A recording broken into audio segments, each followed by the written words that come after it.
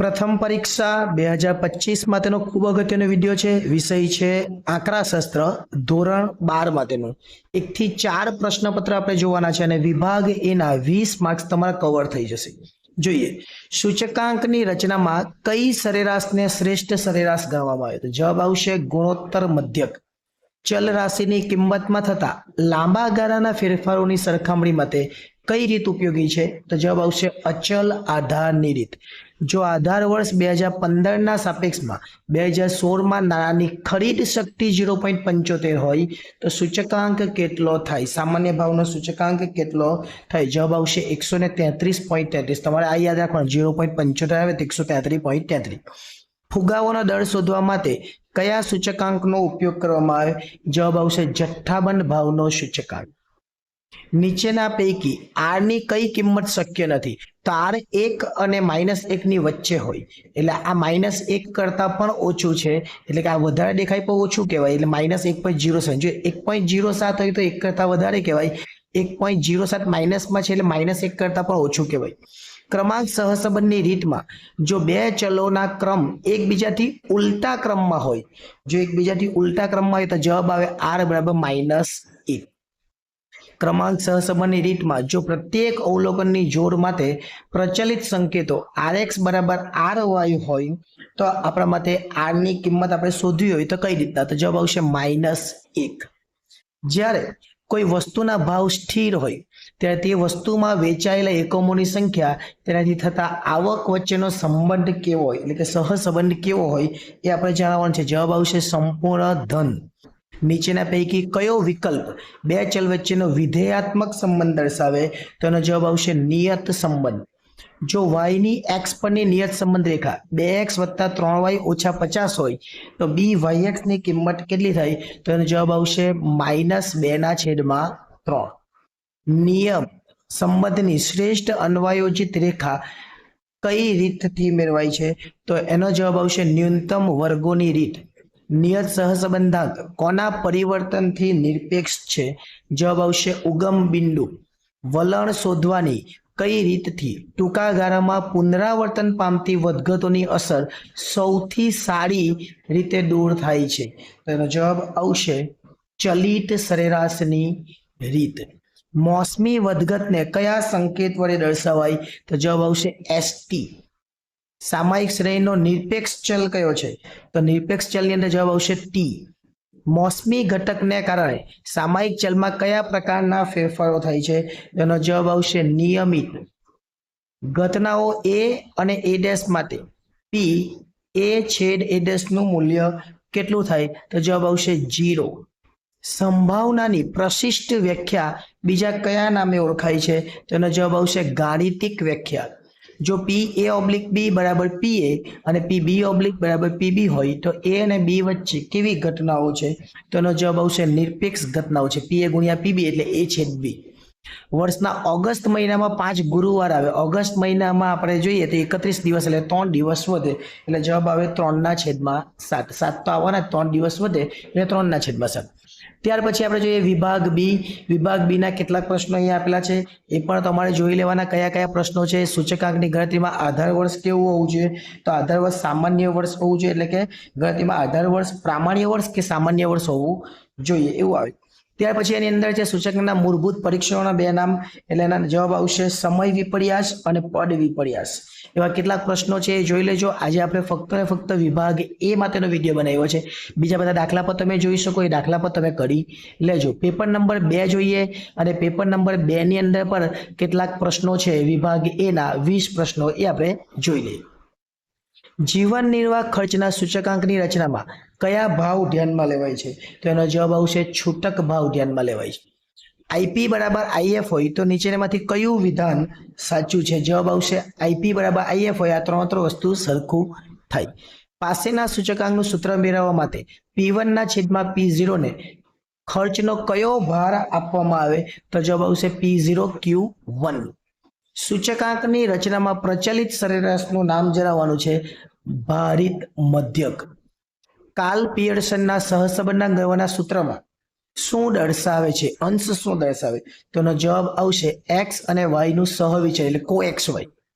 ક્રમાંક સહસંબંધની રીતમાં બે ચલના ક્રમાંક તફાવતોનો સરવાળો હંમેશા કેટલો થાય? તો જવાબ આવશે a એટલે કે 0 થાય. જો ચલ એટલે કે વજનનો એકમ કિલોગ્રામ અને ચલ ઊંચાઈનો એકમ સેમી હોય તો તેમની વચ્ચે સહસંબંધાંકનો એકમ શું કહી શકાય? તો એનો જવાબ આવશે એકમ ન હોય. જો r xy બરાબર 0.5 તો r 1/2x બરાબર y નો જવાબ કેટલો આવશે? તો જવાબ આવશે 0.5 જ આવશે. બે ચલ વચ્ચેના નિયત સંબંધના અભ્યાસમાં નિશ્ચયતાનો આંક એટલે શું? નિશ્ચયતાનો આંક એટલે સહસંબંધાંકનો વર્ગ એટલે r સ્ક્વેર.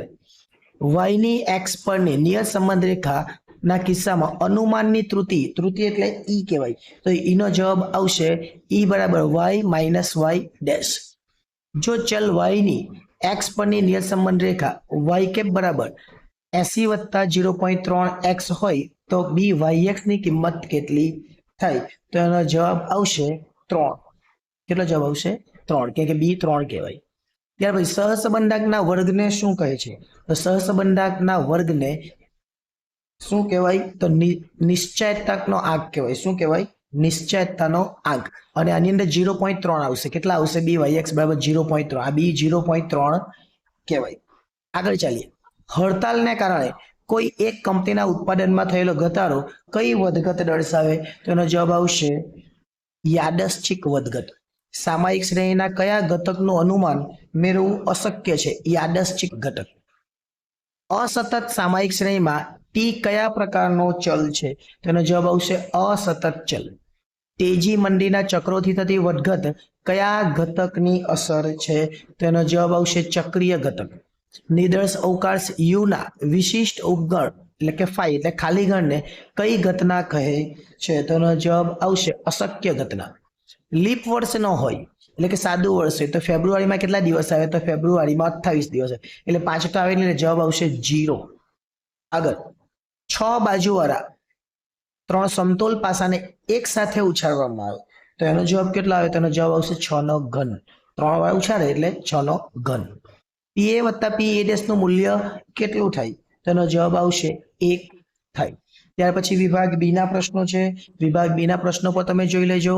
વિભાગ સી ના પ્રશ્નો પણ આપેલા છે. વિભાગ ડી ના પ્રશ્નો પણ આપણે આપી દીધા છે. આ બધા પ્રશ્નોમાંથી તમને જે યોગ્ય લાગે એ પ્રશ્નો તમે કરજો, કારણ કે પૂછાશે આ. એટલે આ તૈયારી કરવા માટે ખૂબ અગત્યનું પેપર છે.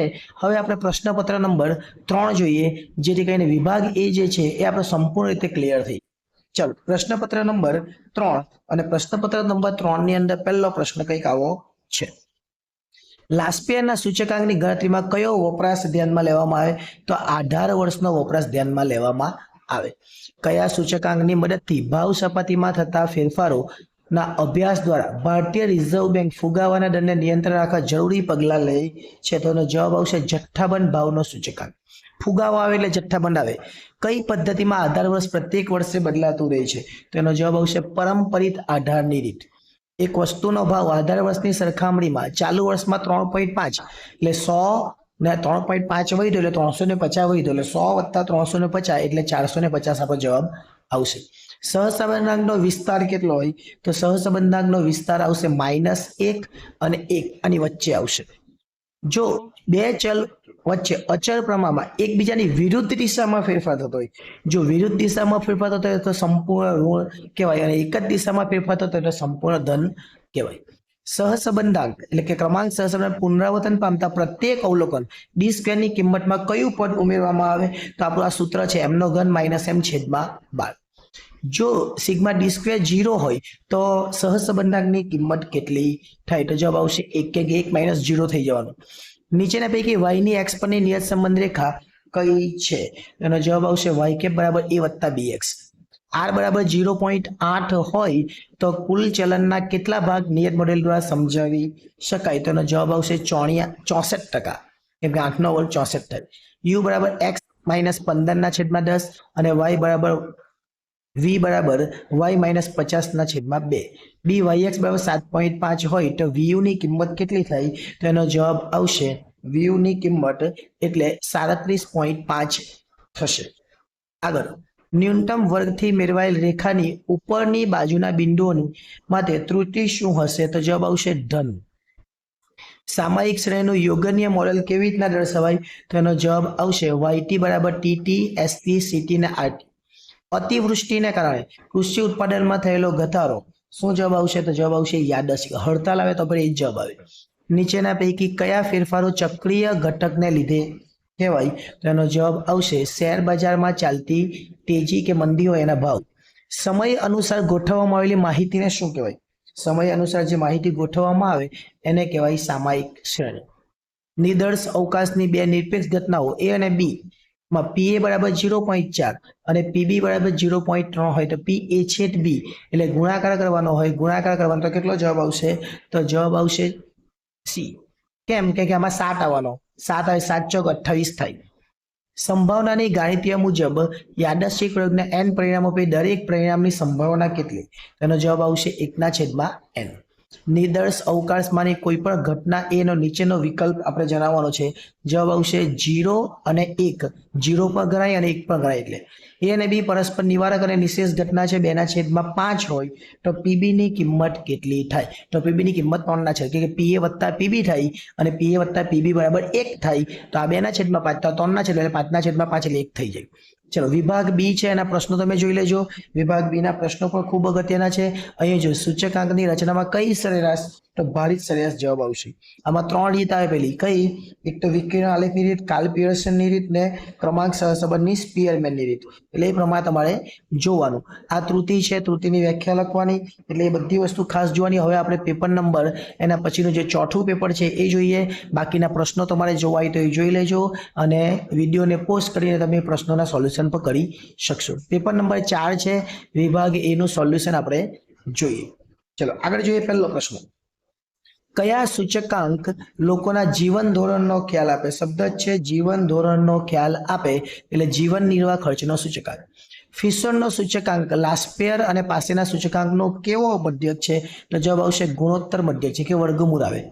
ચલ રાશિની કિંમતમાં થતા ટૂંકા ગાળાના ફેરફારોની સરખામણી માટે કઈ રીત ઉપયોગી છે? તો જવાબ આવશે પરંપરાગત આધારની રીત. એક વસ્તુનો ભાવ 4.5 ગણો વધે એટલે કે 100 + 450 એટલે 550 જવાબ આવશે. સહસંબંધના સંદર્ભમાં જે આકૃતિમાં જોડયુક્ત XY દર્શાવવામાં આવે તો તે આકૃતિને તમે શું કહેશો? તેનો જવાબ આવશે વિકર્ણ આકૃતિ. RXY બરાબર 0.7 R પછી x અહીં આપેલો છે x વત્તા 0.2 અને y વત્તા 0.2 ની કિંમત કેટલી થાય? તેનો જવાબ આવશે 0.7 જ થશે કે બંને ધન જ છે. સહસંબંધાંકનું માપ સૌ પ્રથમ કયા આંકડાશાસ્ત્રીએ આપ્યું હતું? તેનો જવાબ આવશે કાર્લ પિયર્સન. સહસંબંધાંક R નો વિસ્તાર -1 થી +1 આપણો જવાબ આવશે. ચલો 9 નંબરનો પ્રશ્ન જોઈએ. જો વસ્તુનું વેચાણ તેના જાહેરાત ખર્ચ પર આધાર રાખે તો કઈ નિયત સંબંધ રેખાનો ઉપયોગ થાય? તો જવાબ આવશે વેચાણની જાહેરાત ખર્ચ પરની નિયત રેખા. નિયત સંબંધ રેખા કયા બિંદુમાંથી પસાર થાય? હંમેશા કયા બિંદુમાંથી પસાર થાય? તો x બાર ને y બાર એટલે મધ્યક બંને. સહસંબંધાંક R ની કઈ કિંમત માટે નિયત સહસંબંધાંક 0 થાય? તેનો જવાબ આવશે 0. જો y ની x પરની નિયત સંબંધ રેખા y કેપ બરાબર 10 + 3x હોય તો x 20 મૂકે તો આમાં 20 મૂકે 60 એટલે કેટલા જવાબ આવશે? 70 જવાબ આવશે કે 20 × 60 ને 10 70. વલણ માપવાની કઈ રીતમાં વ્યક્તિલક્ષી પરિણામો મળે છે? તેનો જવાબ આવશે આલેખની રીત. ચક્રીય ઘટકનો આવર્તન ગાળો સામાન્ય રીતે કેટલો હોય? તો એનો જવાબ આવશે 2 થી 10 વર્ષ. સુરેખ વલણ શોધવા માટે સુરેખ સમીકરણનું અન્વયોજન કરવાની રીતના નામ જણાવવાના છે. એનો જવાબ આવશે ન્યૂનતમ વર્ગોની રીત. જાન્યુઆરી 2016 થી ડિસેમ્બર 2016 એમાં સામાયિક શ્રેણીનું મોડેલ આપેલું છે આ એટલે કે સમીકરણ આપેલું છે. તો એપ્રિલ 2016 એટલે 4 લેવા પડે તો 4 લઈ તો કેટલો જવાબ? અહીંયા t બરાબર 4 લેવા પડે તો 4 લઈ તો 6 થાય 15 ચોક 60 એટલે 6 થાય એટલે 36.1 આપણો જવાબ આવે. આપણે જોઈ લે 36.1 છે. નિદર્શ અવકાશની બે ઘટનાઓ A અને B પરસ્પર નિવારક ઘટના P A ડેશ છેદ B એટલે PA - PA છેદ B કહેવાય. કોના બરાબર થશે? તો જવાબ આવશે PB ના બરાબર થશે. પ્રાકૃતિક સંખ્યાઓ 1 અને 20 વચ્ચેની સંખ્યા યાદચ્છિક રીતે પસંદ કરવામાં આવે તો તે સંખ્યા 5 ની ગુણક હોય. 5 10 15 ને 20 એવી 4 સંખ્યા આવે એટલે 4/20 એટલે જવાબ આવશે આપણો 1/20. એ જવાબ 1/6 કે પ્રાકૃતિક સંખ્યાઓ અને 5ની ગુણક એટલે 5, 10, 15 ને 20 એટલે 4 સંખ્યા આવે એટલે 4/20 એટલે જવાબ આવશે 1/5. ઘટના એ યોગ એ ડેશ યુ ના હોય તો અને એ અને એ ડેશ ની કેવી ઘટનાઓ કહેવાય તો જવાબ આવશે પૂરક ઘટનાઓ કહેવાય. જો કોઈ બે ઘટનાઓ એ અને બી એક સાથે ન બને તો એ કઈ ઘટના કહેવાય તો પરસ્પર નિવારક ઘટના કહેવાય. ત્યાર પછી વિભાગ બી ના કેટલાક પ્રશ્નો અહીંયા આપેલા છે એ વિભાગ બી ના પ્રશ્નો પણ તમે જોઈ લેજો. ત્યાર પછી વિભાગ સી છે, વિભાગ સી ના પ્રશ્નો છે, તૈયારી કરજો. વિભાગ ડી છે એ ડી ના પ્રશ્નો પણ જોઈ લેવાના. વિભાગ ઈ માં કયા પ્રશ્નો પૂછાય એ જોઈ લેજો. અને વિભાગ એફ તો તમારા માટે ખૂબ સરળ થઈ જશે. જો તમે આ કરશો તો વિભાગ એફ તમને બોર્ડમાં પણ કામ લાગશે. એટલે ખૂબ સરળ રીતે તમે આ પેપરની તૈયારી કરજો. મુશ્કેલી થાય તો કોમેન્ટ કરજો, જેથી કરીને નવા પેપર છે એના સોલ્યુશન આપણે બનાવવાનો પ્રયત્ન કરશું. આભાર.